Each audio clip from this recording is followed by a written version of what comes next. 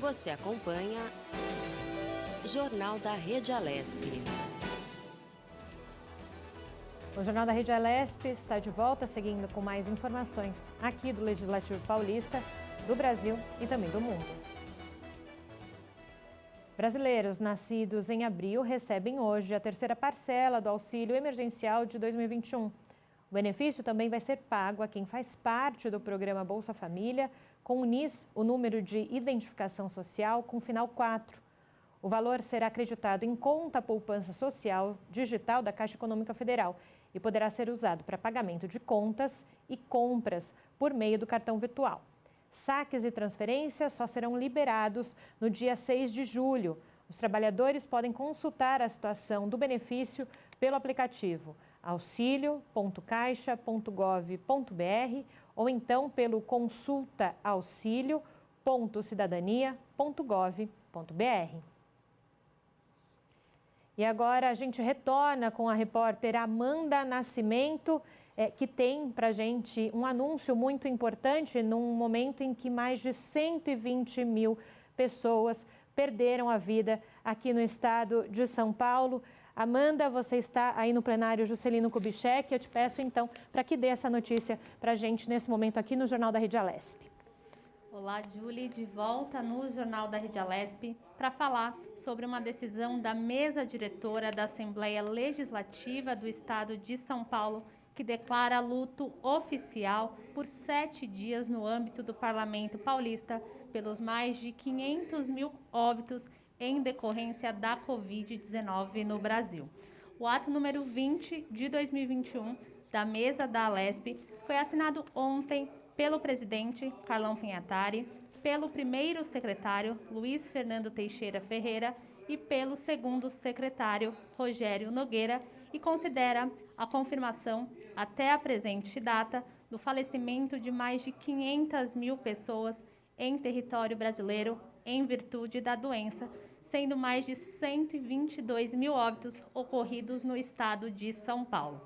Ainda segundo o ato da mesa da diretoria da Assembleia, esse momento expõe um cenário desolador, com intenso sofrimento às inúmeras famílias das vítimas e também eleva o espírito de solidariedade do povo paulista pelas vítimas da Covid-19. É este o anúncio, Julie, da mesa diretora da Assembleia Legislativa do Estado de São Paulo.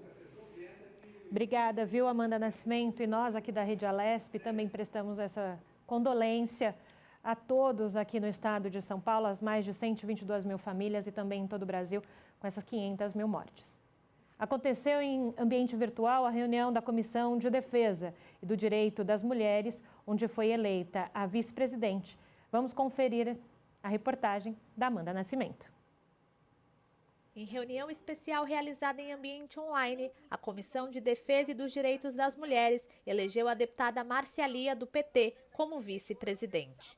A parlamentar agradeceu a eleição. Agradecer a doutora Damares, agradecer a todos os meus pares dessa comissão e dizer, Damares, que nós estamos juntas para poder construir propostas que sejam boas para as nossas mulheres que tanto precisam, principalmente nesse período de pandemia. Conte conosco e muito obrigada pela confiança. A deputada Alessi Brandão, do PCdoB, relembrou o trabalho da deputada Márcia Lia na criação do grupo. Presidente, eu queria, mais uma vez, cumprimentá-la, tá, pelo exercício aí dessa comissão, e dizer também que a deputada Márcia Lia realmente foi a pessoa que teve a iniciativa de criar a Comissão de Mulheres nessa casa, e é uma pessoa que sempre se mostrou, sabe, aberta para qualquer tipo de discussão, nos ajudou muito nessa casa, e dizer que eu acho que essa comissão, essa nova comissão aí da defesa das mulheres, vai ser uma comissão que vai contribuir muito para esse Estado,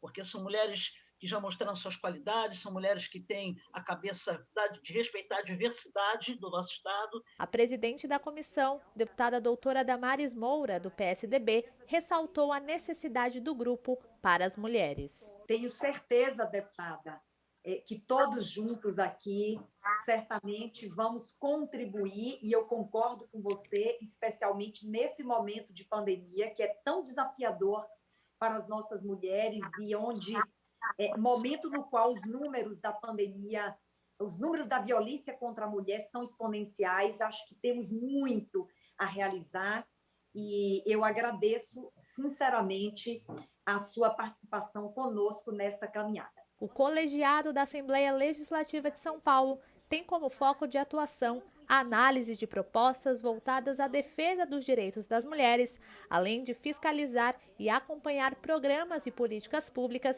voltados ao combate à violência de gênero.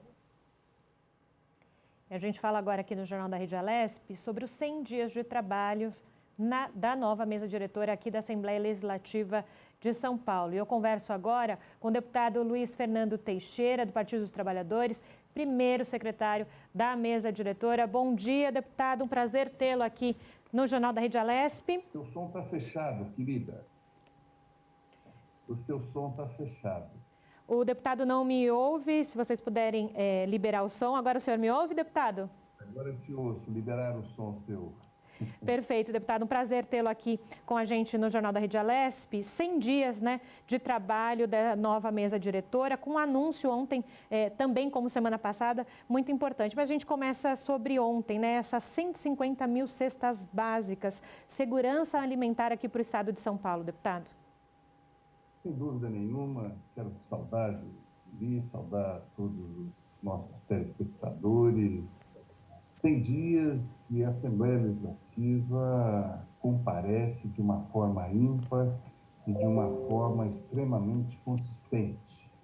Hoje, além das mortes, a fome assola o nosso Estado e a Assembleia Legislativa, que já havia feito a diferença em 2020, se não me permita lembrar, a Assembleia Legislativa, até numa propositura que nasceu de uma propositura do nosso mandato, os deputados, os 94 deputados, abriram mão de 30% do seu salário e de 40% da verba de gabinete, bem como reduzimos todos os contratos e parte do fundo de investimento, a grande parcela do fundo de investimento, quase 80% desse fundo da Assembleia Legislativa, nós doamos, juntamente com o nosso salário, juntamente com o custo de cada gabinete, portanto, reduzimos os custos dos gabinetes, cortamos contratos dentro dos gabinetes, cortamos na carne para enfrentar essa pandemia. 100 dias de uma nova mesa, nós, dentro da economia feita no Legislativo, numa série de medidas tomadas pelo presidente Carlão, pelo deputado Rogério Nogueira, segundo secretário, e por nós fazemos essa grande doação para o governo do Estado, para o Fundo Social de Solidariedade, para fazer esse enfrentamento da fome no Estado. 150 mil cestas básicas, uma cesta consistente, para que a gente possa fazer parte desse enfrentamento de uma forma importante e significativa. Segundo o Fundo Social de Solidariedade, foi a maior doação até então, desde o início da pandemia, foi feita pelos 94 deputados da Assembleia Legislativa, que se sacrificaram, reduziram custos para que a gente pudesse estar fazendo esse ato. Eu quero aqui parabenizar a mesa da qual eu faço parte, mas quero também parabenizar os 94 deputadas e deputados que compõem a Assembleia Legislativa do Estado de São Paulo. E para que as pessoas em casa, deputado, tenham a noção também desse feito aqui da Lesp, né? Foi só possível essas 150 mil cestas básicas, porque nesses primeiros meses da nova mesa diretora são 20 milhões economizados. Eu gostaria que o senhor contasse, então, para quem nos assiste agora, como, né, se conseguiu chegar a esse montante.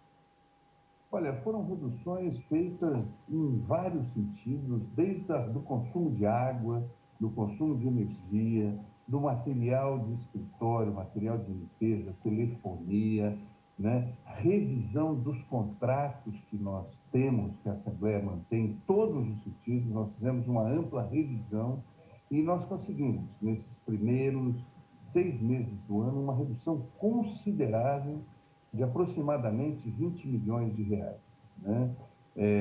foram medidas que a Assembleia vem tomando desde que eu assumi lá na primeira mesa, à época, com o presidente Cauê Macris e o segundo secretário Estevão Galvão, depois a mesa que nos sucedeu com o Cauê, com o deputado Enio Tato e também com o deputado Milton Leite, e agora com o presidente Carlão Pinhatari, com o Rogério Nogueira e conosco novamente, a Assembleia vem adotando medidas de contenção de custos, de otimização dos recursos, de diminuição do custo do Parlamento Paulista. Ano a ano, a gente vem batendo metas em cima de metas, reduzindo o custo de São Paulo e aumentando a produtividade.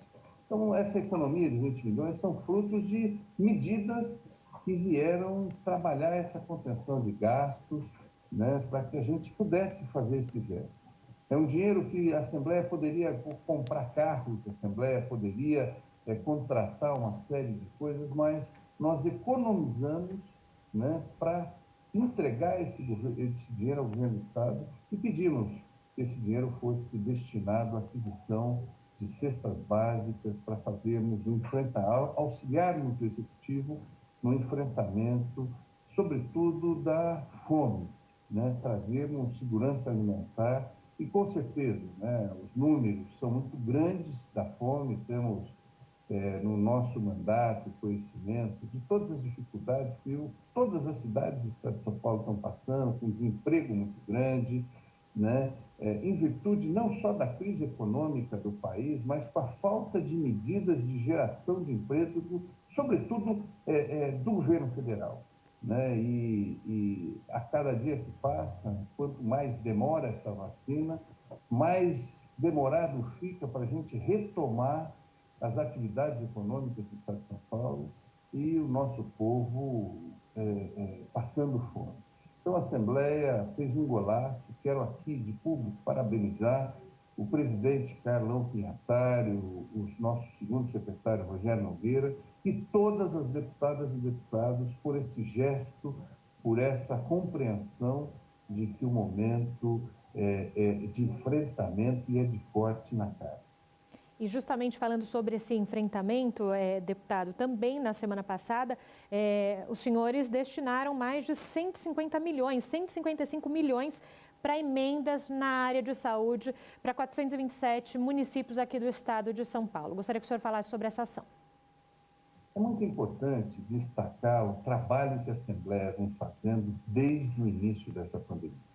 Foram projetos e projetos, lutas e mais lutas, desde acudirmos setores, desde intervenção como não cortar a luz, não cortar a água, são muitas as intervenções que a Casa tem produzido através de leis e de intervenções junto ao Executivo, junto ao Judiciário, para enfrentarmos essa pandemia. Né? A Assembleia Legislativa ela tem feito a diferença e eu quero aqui destacar o trabalho dos 94 deputadas e deputados. Né? Tem sido extremamente importantes para esse enfrentamento da Covid. E a semana passada nós trouxemos aqui o secretário de Saúde, o Dr. Jean, e o chefe da Casa Civil, o secretário sempre presidente dessa casa, o deputado Cauê Macris, que está licenciado para estar na Casa Civil, né? Que anunciaram a liberação, o pagamento, né, de 155 milhões de emendas destinado pelos deputados para o enfrentamento da Covid, da saúde, né, porque a Covid, além de mortes e está sobrecarregando o sistema de saúde, né, ele tem atrapalhado o tratamento de outras comorbidades, né, e os municípios estão assim, necessitados de investimento. E as deputadas e deputados dessa casa destinamos esse montante que foi anunciado a semana passada. Então, assim, isso mostra que a Assembleia Legislativa vem fazendo a diferença nesta pandemia, né? Nós temos agido e trabalhado diuturnamente para fazer esse enfrentamento, para ajudar os nossos municípios, né? Nesse enfrentamento, nós queremos salvar vidas, nós queremos que o nosso povo esteja alimentado e vacinado, né, para que a gente possa voltar a uma nova normalidade. E eu lembro, deputado, logo quando a nova mesa diretora assumiu, então, para essa gestão, em março, que a preocupação dos senhores era justamente, primeiro, algo sempre relacionado à vacinação aqui do estado de São Paulo e depois essa questão do social. E o senhor muito trabalha por essa questão do social e geração de emprego também no seu mandato. Gostaria que o senhor fizesse uma análise, então, com relação a essas questões. Olha, é fato. Tanto o deputado Carlão, como eu, como o deputado Rogério, nas primeiras entrevistas que demos em março, quando assumimos, nós falamos dessas preocupações. É importante destacar que a Assembleia Legislativa aprovou um projeto de lei que autoriza o governo do Estado de São Paulo a adquirir vacinas para poder tentar superar essa maldade que o presidente da República fez com o nosso país, né? E para piorar, né, São Paulo queria adquirir vacinas, a Anvisa demorando para liberar a Sputnik para essa aquisição, mas é fato que as grandes preocupações da Assembleia foram vacina para todos, e nós trabalhamos para que isso acontecesse. Segundo, né, para que nós fizéssemos esse enfrentamento à fome, né, e hoje, ontem, demos esse importante passo, né, um passo ímpar. Tem algumas coisas que é importante a população de São Paulo saber.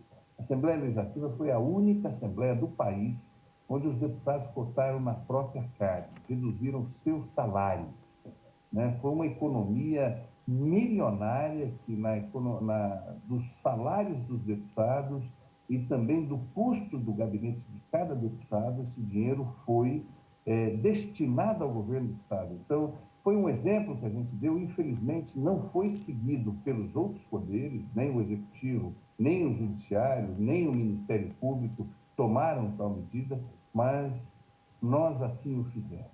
E agora fizemos essa economia radical para que nós pudéssemos fazer esse enfrentamento da fome.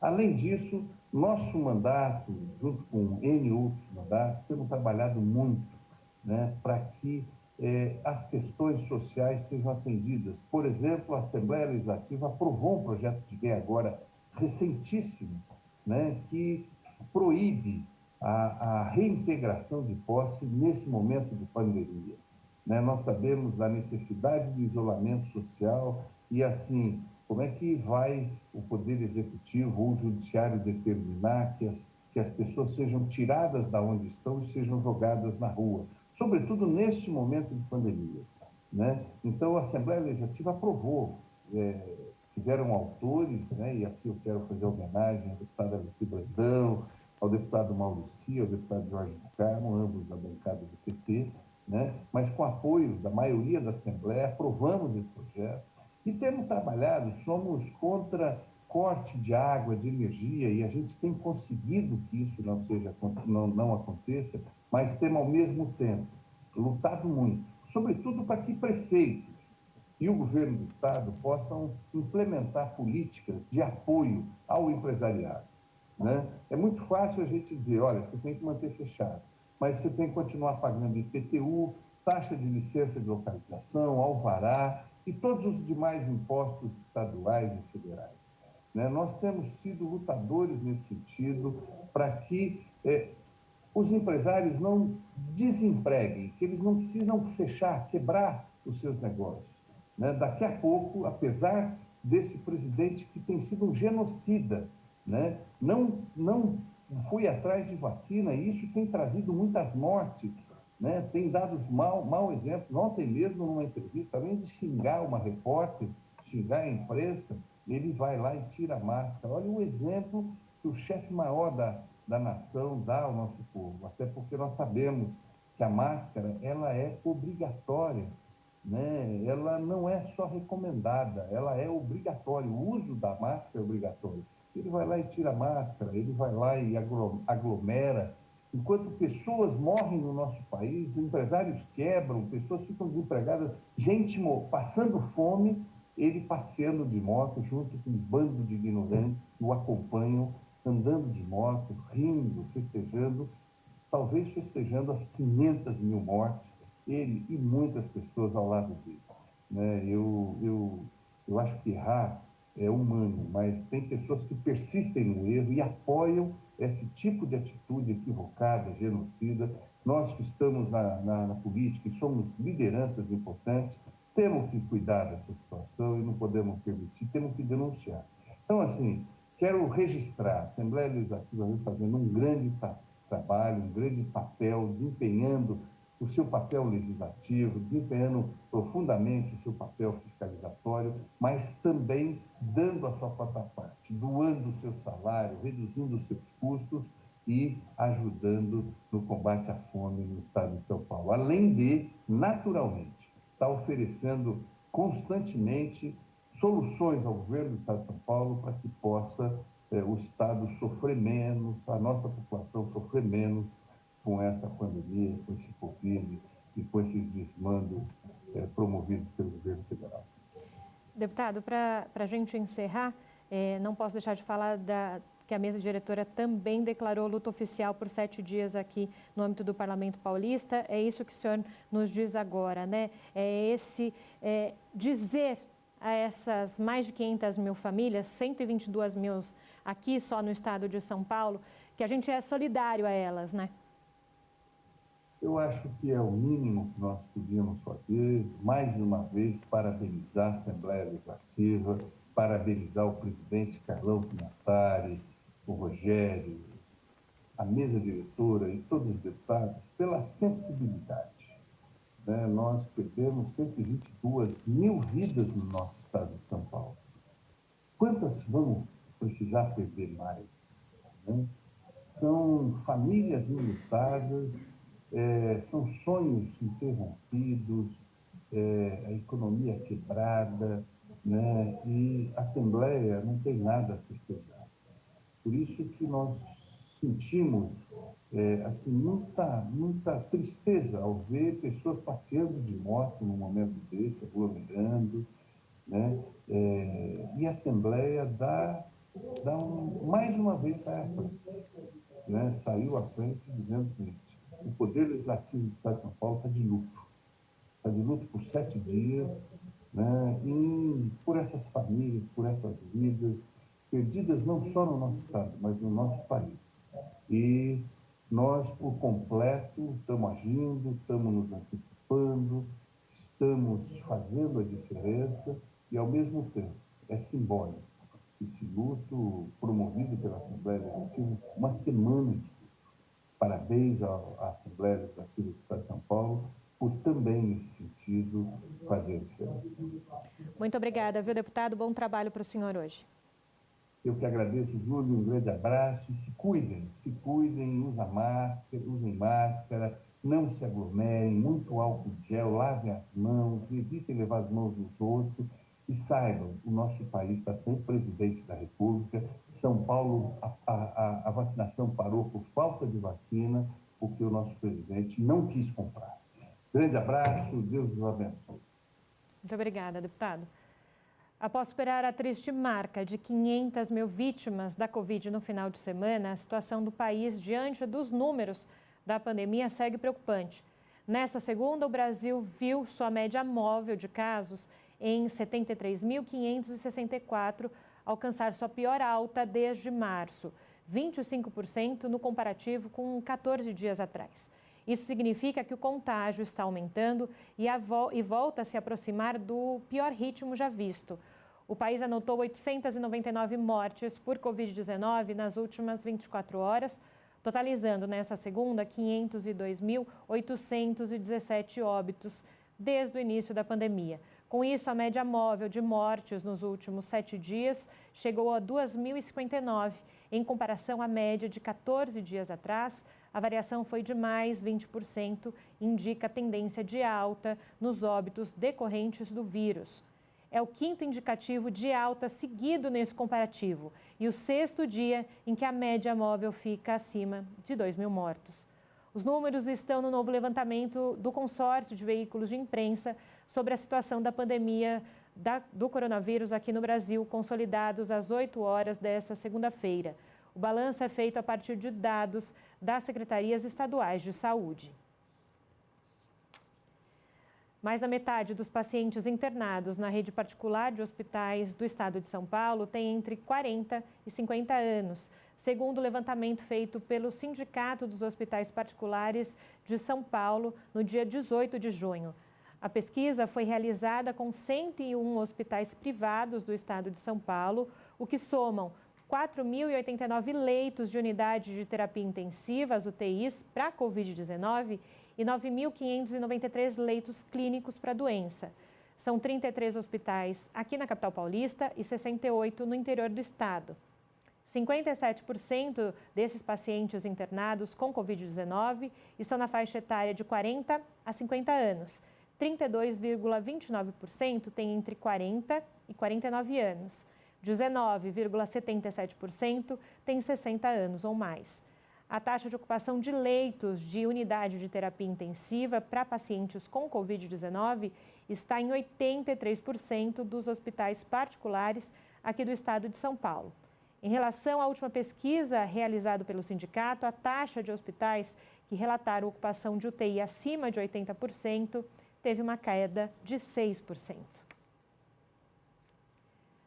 O deputado professor Walter Vicione, do MDB, realizou o ato solene em videoconferência do Sindicato das Indústrias de Refrigeração, Aquecimento e Tratamento de Ar no estado de São Paulo. A homenagem foi pelos 50 anos de existência da entidade e o que ela representa na sociedade. O Sindratar, ao longo dos 50 anos, vem realizando cursos profissionalizantes e geração de empregos em todo o estado de São Paulo. A reportagem é de Tayana Conrad. Por iniciativa do deputado professor Walter Vicione, do MDB, foi realizado um ato solene para homenagear o Sindratar, Sindicato das Indústrias de Refrigeração, Aquecimento e Tratamento de Ar no estado de São Paulo, em comemoração aos 50 anos. O deputado Walter Vicione falou sobre seu envolvimento com o sindicato. Tem uma história junto ao sindicato, junto à indústria de refrigeração do estado de São Paulo. Passei pelo Senai por 48 anos e sempre entendi que a articulação entre a indústria e a formação profissional é a variável que nos dá a possibilidade de tratar desta formação com a melhor qualidade possível, não só em atendimento às mutações rápidas da tecnologia, mas também para compreender todo esse processo de formação profissional e, no seu desenrolar, melhorar muito esse processo. E a cooperação, as ajudas, todo o apoio que tivemos no Sindratar, no Senai, nesse trabalho de formação de mão de obra, de dar uma identidade profissional para as pessoas que procuram o Senai, com a grande cooperação do sindicato, enobrece e engrandece esse ato. O Carlos Trombini, presidente do Sindratar, agradeceu aos profissionais que se dedicaram ao sindicato por esses 50 anos. Agradecer às duas diretorias com as quais eu tive o privilégio de trabalhar, bem como agradecer aos profissionais que sempre estiveram à disposição para realizar e buscar o melhor resultado para a última linha do balanço das empresas. Muito obrigado a todos com muito respeito. Esses, meus amigos, foram as minhas palavras de consideração a um momento muito especial em minha vida. Não é? Estar aqui registrando 50 anos, uma longeva vida de um sindicato, e que, por certo, sigo até as palavras do deputado Walter, quero vê-lo muito mais longe do que ele está. O Pedro Evangelinos, presidente do Conselho Abrava, Associação Brasileira de Refrigeração, Ar-Condicionado, Ventilação e Aquecimento, relembrou o começo do Sindratar e seus 47 anos de participação no sindicato. Essa breve história começa na formação da chapa do Sindratar de 1974, onde Pedro Anaia conversa com Paulo Francini e diz a ele: Paulo, nós precisamos ter um sindicato com industriais. E a minha sugestão de um desses industriais é você convidar o grego da Atenas, que era o papai, Demétrio Evangelinos. Francini liga para papai e diz assim: Demétrio, você não quer participar da chapa sindicato, nós vamos ter uma eleição agora em 1974, seria bom contar com você como industrial. E papai diz a ele: te agradeço muito, Francine, eu sou um homem da fábrica. Eu entendo que seria melhor meu filho começar a aprender o que é isso. Em 1974, eu passo a participar do Sindratar e da Abrava. Então, eu diria para você que é um motivo de grande orgulho para mim saber que eu estou há 46 anos nestas entidades e hoje, em especial, o Sindratar completa 50 anos. O deputado professor Walter Vicione finalizou falando sobre o sucesso do Sindratar. O Sindratar tem atravessado o céu inteiro e tem atingido seus objetivos. Mas uma das coisas que eu observei claramente é que no Sindratar, tradição e modernidade não são inimigas. E esse relacionamento que o Terra soube, com muita competência, colocar em evidência, mostra claramente que é parte do sucesso. E eu entendo que todo esse movimento é vida, porque vida é movimento, e o Sindratar está movimentando, está sempre indo em direção das novas tecnologias, da inovação, enfim, na busca de um futuro melhor para o Estado de São Paulo e para o Brasil. Vamos falar agora sobre o Museu da Energia com atividades online gratuitas.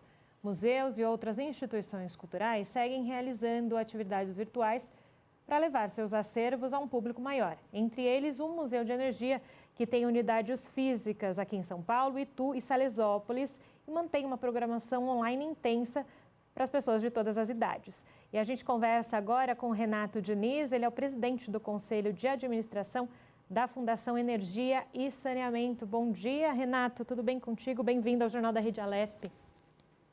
Bom dia, como você está? Bem, dentro das possibilidades. E o senhor? Ótimo. Estamos esperando acabar esse tormento.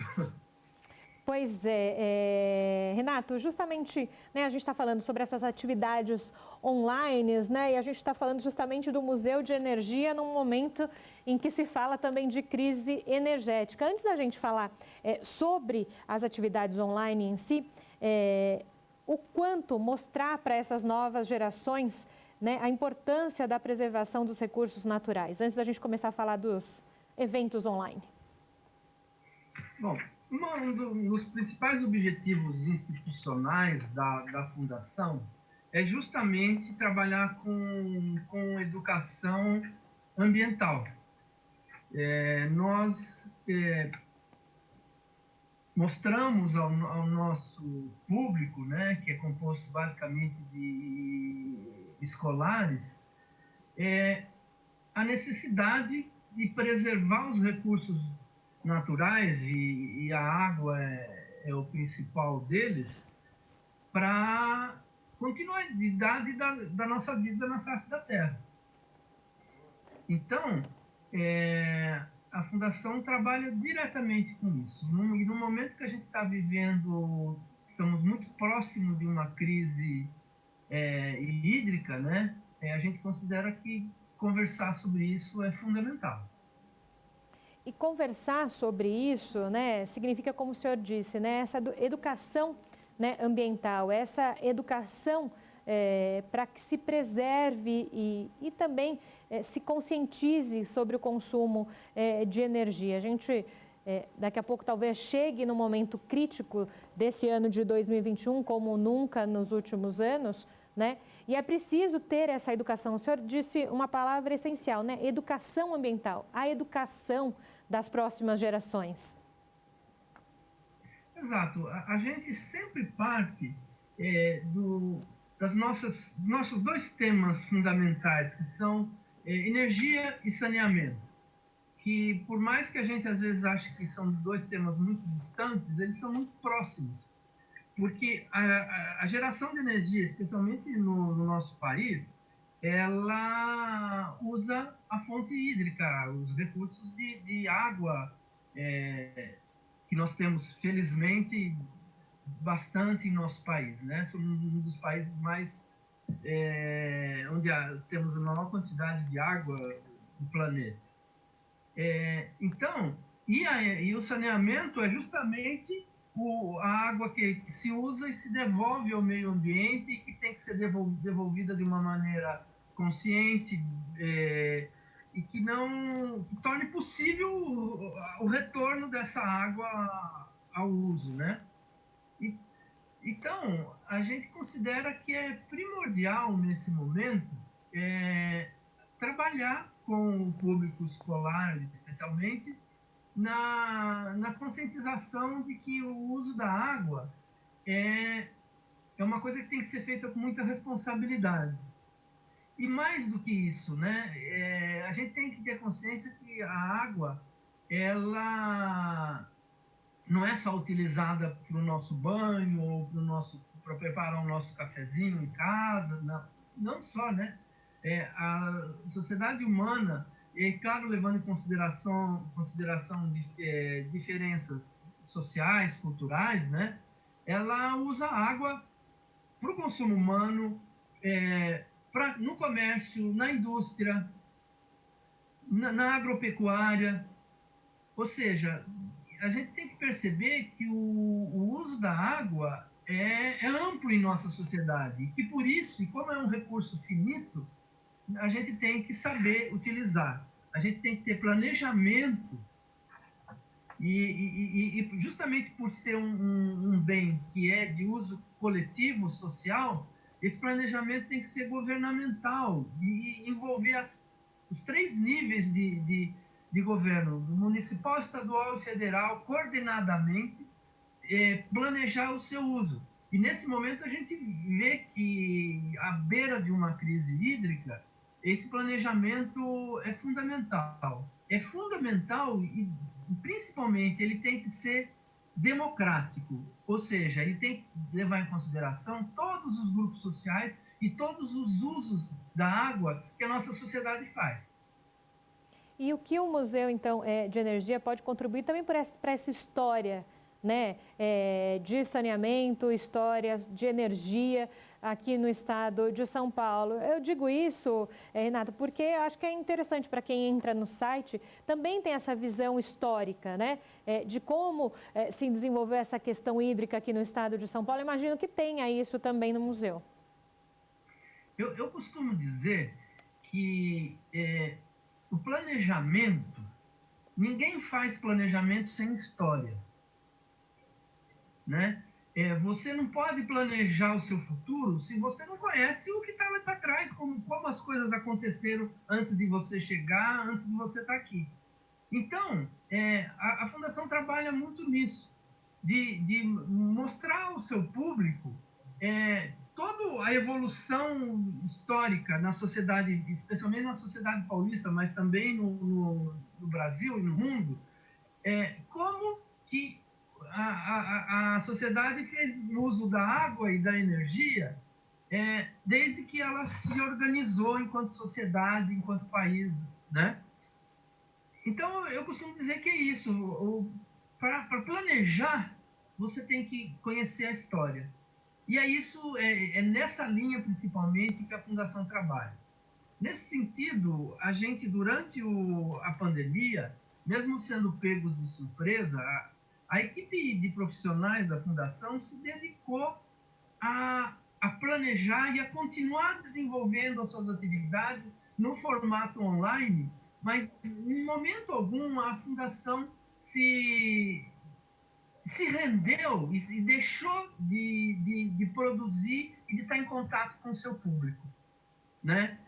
Hoje, a Fundação desenvolve desde tour virtual pelas unidades, peças teatrais online, shows musicais online, palestras, seminários, e uma atividade super importante que é a consulta virtual ao acervo.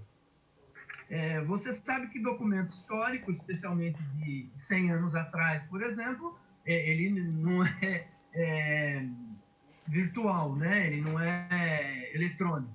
Mas o que a Fundação fez nesse período para atender seu público de pesquisadores científicos da universidade, né? o pesquisador entra em contato com a equipe de pesquisa da Fundação, solicita, dá a questão com a qual ela está trabalhando, fazem uma seleção de material que pode interessar ao pesquisador e o pesquisador consulta online também.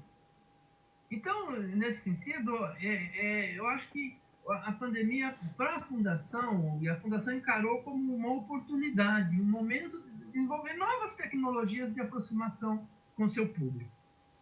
Perfeito. Então, falando das atividades online, né, que o museu faz nesse momento, o que o senhor pode destacar para a gente e também para os pais, né, que estão em casa? A garotada gosta. Bom, como eu já disse na questão da pesquisa, né, o atendimento, a Fundação não deixou de fazer o atendimento aos seus pesquisadores, mas tem também a Fundação está presente no seu site, www.fes.org.br, né, onde ali existe uma grande quantidade de conteúdos, mas também de uma maneira mais moderna, até eu diria, né? Ela tem o seu canal no YouTube, uma página no Facebook e uma página também no Instagram, onde ela ali desenvolve atividades constantes, 24 horas por dia. Agora, dentro dessa reestruturação, né? Imagino que tem algumas atividades online. Eu não sei como é que vocês estão se preparando para uma volta de atividade presencial. Qual que é o planejamento de vocês? Bom, nós estamos estudando a melhor forma de obedecendo todos os protocolos que estão em vigor e que se adaptarão à medida que a pandemia for arrefecendo, né? Mas, primeiro, as atividades online vão respeitar todos os protocolos necessários à atividade presencial a partir de agora. Por outro lado, a gente está muito ansioso por receber presencialmente o nosso público, né? Como, aliás, qualquer ser humano hoje, né? A gente está com muita vontade de ter contato físico com as pessoas, principalmente as pessoas das quais a gente gosta. Então, nesse sentido, o retorno às atividades presenciais da Fundação, ele não vai ser igual ao que era antes, né? Ele vai ter uma visão, um relacionamento, a maneira mais próxima possível, dentro dos protocolos, como eu havia dito, com o seu público. Por outro lado, as atividades online não serão abandonadas. Elas, além de complementar as atividades presenciais, elas continuarão tendo seu protagonismo no atendimento de pessoas fora das unidades onde a Fundação mantém atendimento, fora do Estado e fora do país, inclusive. Tá? Perfeito, Renato. Te agradeço, então, viu, pela sua contribuição hoje ao Jornal da Rede Alesp, trazendo essas informações não só sobre o museu, né, mas sobre a análise da Fundação, então, sobre esse momento de possível crise hídrica e elétrica aqui no país. Muito obrigada. Tá, eu e em nome da Fundação também agradecemos a oportunidade de estar conversando com vocês. Obrigado, boa tarde. Boa tarde. O deputado Roberto Moraes, do Cidadania, conquistou neste ano o valor de R$ 5.025.000 em emendas para entidades assistenciais da área de saúde da cidade de Piracicaba. Entre os beneficiados estão o Hospital dos Fornecedores de Cana, Santa Casa de Misericórdia, Hospital Regional, Centro de Reabilitação, a PAI de Piracicaba, entre outros. O parlamentar recentemente votou favorável pelos decretos que garantem a isenção do ICMS sobre medicamentos, fármacos, insumos e equipamentos destinados a clínicas que prestam serviço de hemodiálise ao Sistema Único de Saúde. Ele ressaltou que, além das emendas já conquistadas, vai continuar solicitando todos os recursos que forem possíveis para atender às necessidades mais urgentes e importantes de toda a região. As ruas do Brás, famoso ponto de comércio do centro de São Paulo, tiveram grande movimentação de veículos e pedestres ao longo de toda a manhã desta segunda-feira. Segundo a Associação de Lojistas do Brás, o fluxo intenso de pessoas foi um reflexo da mudança de estação.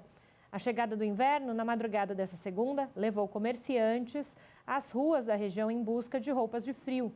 A grande quantidade de pedestres andando em meio aos carros levou a SP Trans a desviar o trajeto de 13 linhas de ônibus que passam pela região do Brás, por mais de 4 horas. As rotas originais foram retomadas por volta das 9h43 da manhã, quando a empresa avaliou que a medida de segurança já podia ser desativada. A estação mais seca do ano chega em um cenário de preocupação com o nível dos reservatórios. 5 estados brasileiros, entre eles São Paulo, enfrentam o que já é considerada a pior seca em 91 anos. De acordo com um comitê de órgãos do governo federal, que emitiu pela primeira vez na história um alerta de emergência hídrica para o período de junho a setembro. O Jornal da Rede Alesp vai para um rápido intervalo. Nós voltamos já já com mais informações para vocês. É rapidinho. Você acompanha